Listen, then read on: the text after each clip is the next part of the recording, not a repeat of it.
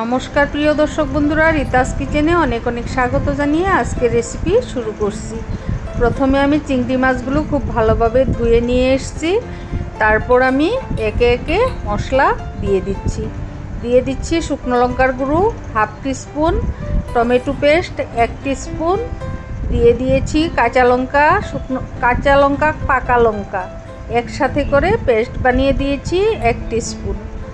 এবারে দিয়েছি পেঁয়াজ, কাজু, সামান্য একটু মগজের পেস্ট। এবারে দিচ্ছি আদা বাটা এবং জিরে বাটা। বন্ধুরা, আজকে আমি দুধ চিংড়ি বানাবো। দিয়ে দিচ্ছি স্বাদ মতো নুন, দিয়ে দিচ্ছি 1 টেবিল স্পুন সরিষার তেল। এবারে ভালোভাবে ম্যারিনেট করে 8 ঘন্টার মতো রেখে দেব। এদিকে কড়াই বসিয়ে গরম করতে দিয়েছিলাম। এবারে দিয়ে দিচ্ছি সাদা তেল 2 টেবিল স্পুন। তেলটা গরম হয়ে আসছে, ফোড়নে দিচ্ছি 1 চিমটি কালো জিরে। এগুলো একটু ভাজা ভাজা হয়ে আসলে আমি ম্যারিনেট করা চিংড়ি মাছগুলো দিয়ে দিয়েছি। এবার ভালোভাবে নেড়ে চেড়ে কষিয়ে নেব 10 থেকে 15 মিনিটের মতো।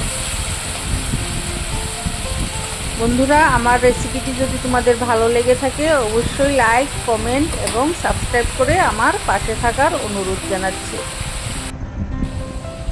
দেখতেই পাচ্ছ কালারটা সুন্দর চলে আসছে, চিংড়িগুলো ভাজা হয়ে এসছে, মশলা থেকেও তেল ছেড়ে দিয়েছে।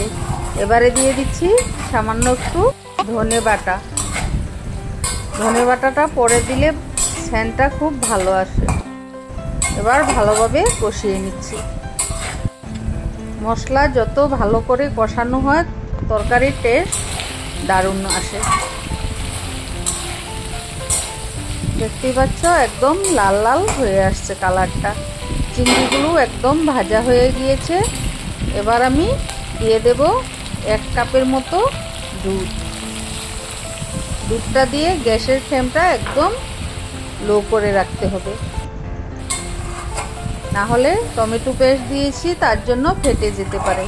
তাই গ্যাসের ফ্লেমটা লো করে রান্নাটা করতে হবে। এবার একটু নেড়ে চেড়ে দিচ্ছি। কড়ার গায়ে যেই মশলাগুলো লেগে আছে একদম সুন্দরভাবে কেচে নিচ্ছি। দেখতেই পাচ্ছ ঝোলটা টকবক করে ফুটছে। এবারে আমি 2টি কাঁচা লঙ্কা দিয়ে দিলাম। নামানোর আগে গরম মশলা দিয়ে নামিয়ে নেব।